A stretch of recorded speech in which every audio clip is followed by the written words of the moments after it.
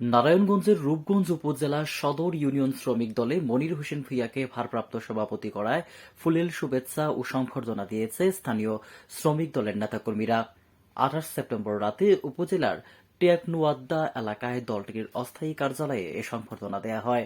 এতে উপস্থিত ছিলেন রূপগঞ্জ সদর ইউনিয়ন যুব দলের সাংগঠনিক সম্পাদক তাইজুল ইসলাম, রূপগঞ্জ উপজেলা শ্রমিক দলের সদস্য নাসির উদ্দিন, উপজেলা শ্রমিক দলের সদস্য মুক্তম হোসেন, উপজেলা শ্রমিক দলের সদস্য বাচ্চু মিয়া, শ্রমিক দলের সদস্য মনির হোসেন, মোহাম্মদ রতন মিয়া, জালাল উদ্দিন, অলেক মিয়া, আলমগীর, রিপন, রশিদ ব্যাপারী সহ আর অনেকে।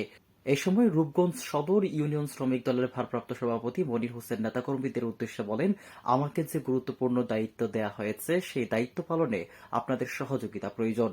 তাই সবাই মিলেমিশে শ্রমিক দলকে আরো সুসংগঠিত করতে হবে। আল্লাহ সর্বশক্তিমান, মহান আল্লাহর কাছে শুকরিয়া আদায় করি।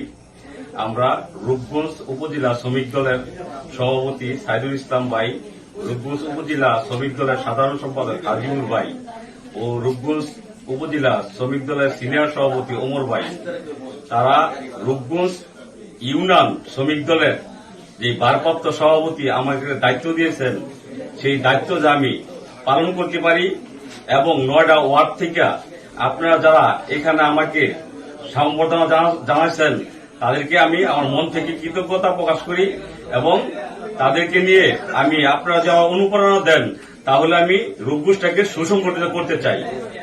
আর আমার রূপগঞ্জের নয়নের মণি, রূপগঞ্জের অভিভাবক, রূপগঞ্জের অহংকার, রূপগঞ্জের গর্ব, বাংলাদেশ জাতীয়তাবাদী দল বিএনপি নির্বাহী কমিটির সদস্য, নারায়ণগঞ্জ জেলা এক আসন থেকে যে এমপি হবেন এবং মন্ত্রীও হবেন, আমরা সবাই তার জন্য দোয়া করি। মোস্তাফিজুর রহমান ভূঁইয়া সাহেব, তার জন্য আমরা বাড়ি বাড়ি গিয়ে ভোট চাবো এবং বাড়ি বাড়ি গিয়ে আমরা সবাই জনগণের মত আমরা তৈরি করব, যেভাবে সে নির্বাচনে বিপুল ভোটে বিজয়ী হয়। কেটিভি বাংলা, বিশ্বের চোখে বাংলাদেশ।